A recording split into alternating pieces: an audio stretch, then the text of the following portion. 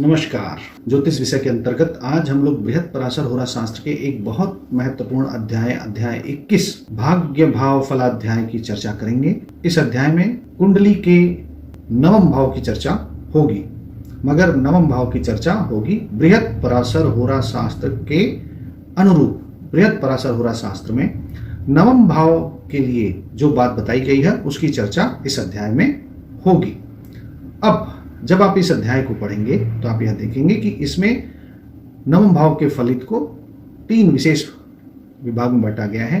एक, जातक का उसके पिता से कैसा संबंध है। दूसरा, जातक के पिता को कैसा कष्ट, किस समय, किस कालखंड में कष्ट आ सकता है। और तीसरा, जातक का भाग्य कैसा होगा, उसका भाग्योदय कब होगा। इस संदर्भ में बातें बताई गई हैं। तो जो पहला नियम इस ग्रंथ में आता है नवम भाव से संबंधित, वह यह है कि भाग्येश बली होकर भाग्य भाव में बैठ जाए तो जातक भाग्यशाली होता है। किसी भी कुंडली में यदि भाग्य भाव का अधिपति भाग्य भाव में ही स्वग्रही होकर के बैठा हो या बली होकर के बैठता हो तो वह व्यक्ति भाग्यशाली होगा, यह हम सभी समझते हैं। दूसरा यह है कि भाग्य भाव में गुरु बैठता हो और भाग्येश केंद्र में जाकर के बैठ जाए तो और लग्नेश बली हो तो व्यक्ति भाग्यशाली होता है। ऐसी कुंडली यदि आपको दिख जाए जिसके कि भाग्य भाव में गुरु बैठता हो, लग्नेश बली हो, जहां पर भी बैठता हो वहां पर बली हो, और भाग्य स्थान का स्वामी केंद्र में जाकर के बैठ जाए, नवम भाव का अधिपति 1 4 7 10 किसी एक भाव में जाकर के बैठ जाए, तो आप यह देखेंगे कि ऐसा व्यक्ति भाग्यशाली होगा और उसको श्री प्राप्ति होगी। देखिए, भाग्यशाली को आप ऐसा समझिए कि व्यक्ति धनवान होगा और उसके लिए काफी चीजें इजी गोइंग लाइफ रहेगी। इस तरीके से इसको आप समझ सकते हैं। अगला नियम इस प्रकार से है कि बली भाग्य शुक्र के साथ नवम स्थान बैठता हो। देखिए, शुक्र हो नवम स्थान में, वहां पर भाग्येश भी स्वग्रही हो जाए, तो बली भाग्य शुक्र के साथ नवम स्थान में हो और गुरु केंद्र में हो, गुरु चारों केंद्रों में से किसी एक केंद्र में जाकर के बैठता हो तो जातक का पिता परम भाग्यशाली होता है। यहां पर बताया गया कि जातक का पिता, आप जिसकी कुंडली देख रहे हैं उसका पिता के बारे में भी अंदाज लगा सकते हैं, बता सकते हैं कि उसका पिता भी बहुत धनवान है, भाग्यशाली है, उस पर ईश्वर की कृपा है। अगला नियम इस प्रकार से कि यदि मंगल 10वें या 12वें भाव में हो, किसी भी व्यक्ति की कुंडली में आप देख रहे हैं और मंगल देख लेते हैं कि 12वें भाव में मंगल बैठा है या 10वें भाव में मंगल बैठा है और भाग्येश नीच का हो, भाग्य भाव का अधिपति वह नीच का हो, तो फिर जातक का पिता निर्धन होता है। यह पिता के लिए कष्ट की बात हो गई कि जातक का पिता जो है वो बहुत विशेष कष्ट में है, ऐसा संकेत मिलता है। अगला नियम इस प्रकार से है कि भाग्येश अपनी उच्च राशि में हो, भाग्य भाव का अधिपति अपनी उच्च राशि में हो, जहां कहीं भी बैठता हो मगर उच्च राशि में बैठता हो। अब भाग्य भाव के नवमांश में गुरु हो, यानी भाग्य भाव में जो राशि है उसी नवमांश में, उसी राशि के नवमांश में गुरु बैठता हो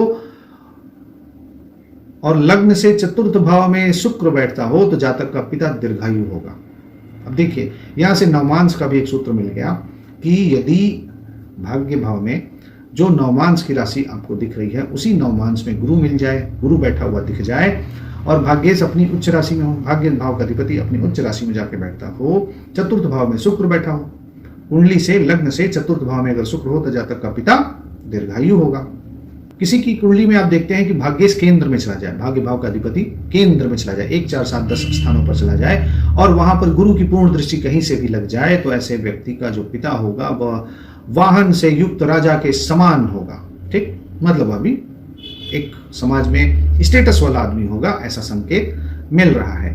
फिर अगला नियम है कि भाग्येश कर्म भाव में, अब भाग्य भाव का अधिपति कर्म भाव में जाके बैठ गया और कर्मेश भाग्य राशि में हो, यानी कि भाग्येश कर्म भाव में बैठ गया, यानी नवम भाव का अधिपति 10वें भाव में और 10वें भाव का अधिपति नवम भाव में हो और शुभ ग्रहों की दृष्टि लगती हो, किस पर, नवम भाव के अधिपति पर। यदि शुभ ग्रहों की दृष्टि नवम भाव पर के अधिपति पर लग रही है तो जातक का पिता धनी होगा। तो यहाँ हम जातक की कुंडली देख करके उसका सोशल स्टेटस निकालने की कोशिश कर रहे हैं और उसका सोशल स्टेटस क्या है, वह भाग्य भाव और भाग्य भाव के अधिपति से काफी कुछ पता चल रहा है। इसके साथ साथ शुक्र और गुरु की स्थिति भी विशेष रूप से ध्यान रखें। अगला नियम इस प्रकार से कि सूर्य अपने परम उच्च अंश पर हो, यानी सूर्य मेष राशि में मिलेगा, सूर्य अपने परम उच्च अंश पर हो और भाग्येश लाभ स्थान में स्थित हो, भाग्य भाव का अधिपति लाभ स्थान में जाकर के बैठता हो तो जातक का पिता धर्मात्मा, राजा का प्रिय और पिता का भक्त होता है। ऐसा जातक के बारे में कहा गया, जातक के पिता के बारे में नहीं कहा गया। कहा गया है कि सूर्य अपने परम उच्च अंश पर हो यानी मेष राशि में हो, भाग्येश लाभ स्थान में यानी नवम भाव का अधिपति एकादश भाव में चला जाए तो फिर ऐसे में व्यक्ति बड़ा ही धर्मात्मा, राजा का प्रिय और पिता का भक्त होता है। अगला नियम इस प्रकार से है कि नवमेश द्वितीय भाव में, नवम भाव का अधिपति द्वितीय भाव में और द्वितीय नवम भाव में हो तो 32 वर्ष के बाद भाग्योदय होता है और भाग्योदय के बाद व्यक्ति को वाहन का, लाभ का, यश की प्राप्ति होती है। अनेक प्रकार के यश और लाभ की प्राप्ति होती है। फिर षष्ठेश के साथ लग्नेश भाग्य भाव में हो, छठे भाव का स्वामी के साथ लग्नेश भाग्य भाव में हो तो फिर ऐसी स्थिति में पिता पुत्र में शत्रुता बनी रहती है, उनके बीच में ओपिनियन डिफरेंस रहेगा। तो भी ऐसी कुंडली यदि मिल जाए तो आप समझिए कि ऐसे में पिता पुत्र की बहुत अच्छी दोस्ती नहीं है। अगला नियम इस प्रकार से कि दशमेश तृतीयेश भाग्येश यदि निर्बल हो, दसम भाव का अधिपति, तृतीय भाव का अधिपति, नवम भाव का अधिपति निर्बल हो, नीच राशि में हो या अस्त हो, तीनों स्थितियों में से कोई भी स्थिति हो तो ऐसा व्यक्ति भिक्षुक होता है। अब देखिए कुंडली में भिक्षुक की भी जानकारी दे दी गई है। आप कुंडली देख करके कोई व्यक्ति कहीं भीख तो नहीं मांगेगा, भीख का अर्थ है कि जाके स्पेशल बेगिंग नहीं करे, मगर वो ऐसी स्थिति में पहुंच जाएगा कि उसको कई बार बहुत ही विपरीत स्थितियों का जीवन में सामना करना पड़ेगा, ऐसी बात हो रही है। तो यहाँ पर तो स्पष्ट शब्द में प्रयोग किया गया है कि व्यक्ति भिक्षुक होगा। कब? जिस भी व्यक्ति की कुंडली में तृतीय भाव, नवम भाव और दसम भाव के अधिपति निर्बल हो, नीच के हो या अस्त हो। ठीक। अगला नियम इस प्रकार से है जहां पर पिता के कष्ट, विशेष कष्ट की बात की गई है और वह कष्ट बहुत गहरा कष्ट हो सकता है जीवन में, उसकी बात की जा रही है। वह है कि यदि सूर्य 6, 8, 12 में किसी एक भाव में हो, सूर्य छठे भाव में हो, 8वें भाव में हो या 12वें भाव में हो और नवम भाव में अष्टमेश बैठ जाए, नवम भाव में कहाँ कौन बैठ गया? अष्टम भाव का अधिपति बैठ जाए। लग्न में द्वादशेश बैठा हो, लग्न में कौन बैठ गया? द्वादश भाव का अधिपति बैठ गया और षष्ठेश पंचम भाव में चला जाए, छठे भाव का अधिपति 5वें भाव में चला जाए तो व्यक्ति के बारे में ऐसा संकेत है कि व्यक्ति के पिता को जन्म के पूर्व ही विशेष कष्ट मिल जाएगा, बहुत गहरा कष्ट, मतलब उस व्यक्ति को पिता का सुख ही ना मिले, ऐसा कुछ हो सकता है जीवन में।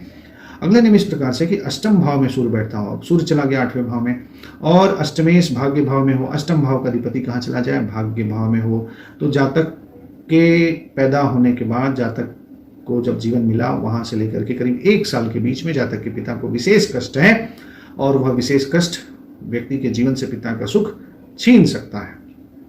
अगला नियम इस प्रकार से है कि व्ययेश भाग्य भाव में हो, व्यय भाव का अधिपति यानी द्वादश भाव का अधिपति भाग्य भाव यानी नवम भाव में चला जाए, 12वें का स्वामी नवम भाव में चला जाए और भाग्येश नीच राशि का हो, भाग्य भाव का अधिपति नीच राशि में जाकर के कहीं पर भी बैठता हो तो फिर ऐसे में व्यक्ति को 3 वर्ष या 16 वर्ष की आयु में पिता का बहुत बड़ा कष्ट हो सकता है। ये विशेष नियम हो गया। इसके साथ साथ लग्नेश अष्टम भाव में हो, लग्न भाव का अधिपति 8वें चला जाए और अष्टमेश सूर्य के साथ हो जाए, लग्न भाव का स्वामी 8वें का और 8वें भाव का स्वामी जो है सूर्य के साथ अगर लग गया तो 2 वर्ष या 12 वर्ष में पिता का विशेष कष्ट व्यक्ति के जीवन में लग रहा है।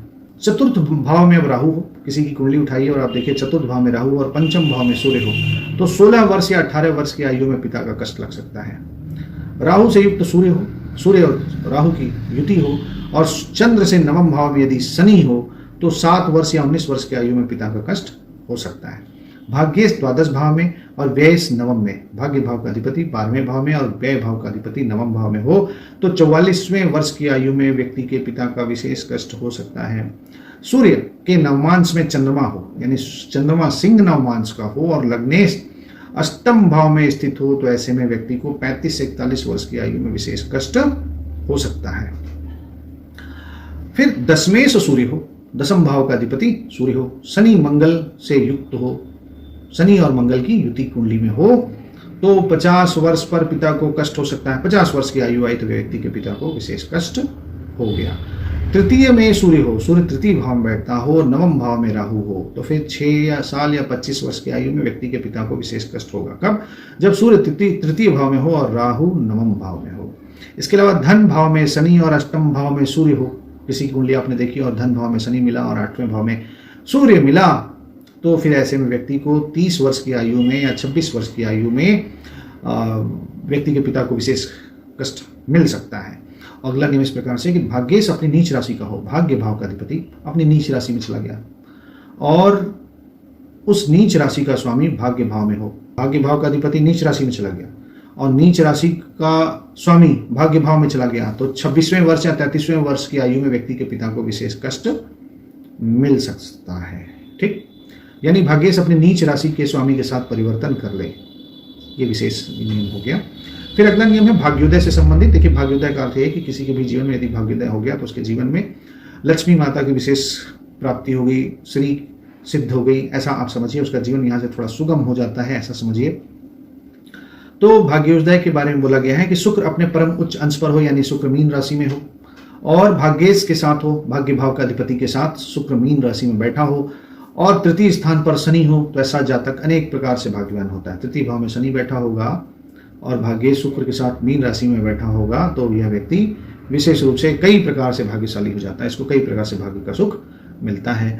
भाग्य स्थान में गुरु हो, भाग्य स्थान किसी की भी कुंडली आप देख रहे हैं और भाग्य स्थान में आपने गुरु को देखा और भाग्येश केंद्र में हो, भाग्य भाव का अधिपति केंद्र में हो, तो जातक 20 वर्ष के बाद जातक का भाग्योदय हो जाता है। जैसे 20 साल पार करेगा उसके जीवन में अचानक से एक लकी होने की साइकिल चालू हो जाएगी और उसके जीवन में कार्य, रुके हुए कार्य बनना शुरू हो जाएंगे। फिर बुध अपने परम उच्च राशि पर हो, यानी बुध बैठा हो कन्या राशि में और भाग्येश भाग्य भाव में हो, भाग्य भाव का अधिपति अपने ही घर में जाकर के बैठता हो, तो 36 वर्ष की आयु में, 36 वर्ष की आयु पार करने के बाद व्यक्ति भाग्यवान हो जाता है। यानी 36 वर्ष की आयु प्राप्त करने के बाद व्यक्ति के जीवन में अचानक से अच्छा चीजें होने लगती हैं, सब कल्याण होने लगता है।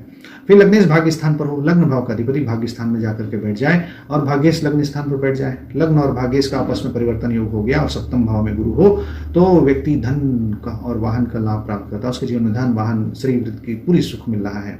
फिर भाग्य भाव में जब आप कुंडली देखेंगे किसी की तो आप ये देखिए कि भाग्य भाव से नवम भाव यानी पंचम भाव में राहु बैठता हो और भाग्येश अष्टम भाव में हो, यानी भाग्य भाव का अधिपति 8वें भाव में चला जाए, अथवा भाग्येश नीच का हो या भाग्येश नीच राशि में चला जाए तो जातक भाग्यहीन होता है। यह कब होगा? जब राहु 5वें भाव में बैठा हो और भाग्य भाव का अधिपति या तो अष्टम में चला जाए या नीच का हो जाए। फिर है भाग्य भाव में शनि चंद्र की युति हो। किसी की कुंडली आपने देखी, शनि चंद्रमा एक साथ देखा और देखा कि शनि चंद्रमा जो है भाग्य भाव में जाके बैठे हैं और लग्नेश अपनी नीच राशि का हो, इसका लग्नेश भी नीच राशि का हो गया तो फिर जातक भिक्षा मांगकर जीवन यापन करता है। ऐसे व्यक्ति में कॉन्फिडेंस की कमी होगी, ऐसा आप समझ लीजिए। इसके में कॉन्फिडेंस की कमी होगी, फिर कहाँ से उसका भाग्य चलेगा। फिर संक्षेप में एक चीज, ये जो बात बताई गई है वो इस तरीके से बताई गई कि ये बहुत ही संक्षेप में बताया गया है। जो आप ग्रंथ पढ़ेंगे तो आपको पता चलेगा कि ये जो बातें बताई गई वो संक्षेप में बताई गई, इसमें कुछ विशेष सूत्र बताए गए हैं। तो वही मैंने आपको बोला कि इसके मूल सूत्र को समझ लीजिए। लग्नेश भाग्येश की स्थिति देखिए और लग्नेश भाग्येश की स्थिति को देख करके उसका तारतम्य को समझ करके अपने विवेक से फलित का विचार करेंगे तो जीवन में आप बहुत अच्छे ज्योतिषी बन जाएंगे। तो आज का जो मैंने वीडियो बनाया इसमें मैंने नवम भाव की चर्चा की और किसी व्यक्ति का उसके पिता के साथ कैसा संबंध है, पिता का कैसा सुख है, उसके बारे में एक बात बताई जैसा कि ग्रंथ में लिखी गई है। और मैंने आपको बताया कि ग्रंथ की बात को शब्दशः प्रयोग करने से अच्छा है कि देश काल परिस्थिति का निर्णय करते हुए यदि आप ग्रंथ का प्रयोग करेंगे तो आपको विशेष लाभ मिलेगा। आपके फलित का जो है तारतम्य एकदम उत्तम श्रेणी का हो जाएगा और आपकी फलित घटित होते हुए प्रतीत होने लगेंगे। तो आप मेरे इस वीडियो को लाइक कर सकते हैं, शेयर कर सकते हैं, सब्सक्राइब कर सकते हैं और गुरु दक्षिणा के नाम पर आपको सब्सक्राइब करना भी चाहिए, लाइक भी करना चाहिए, शेयर भी करना चाहिए। गुरु दक्षिणा ही इसको आप समझिए, क्योंकि जब आप ऐसा काम करेंगे तो आपको दी गई इस वीडियो की सारी जानकारी जब आपको आवश्यकता पड़ेगी इस ज्ञान की तो यह ज्ञान आपको मिल जाएगा। तो आपने इस वीडियो को देखा, आपका बहुत बहुत धन्यवाद। नमस्कार।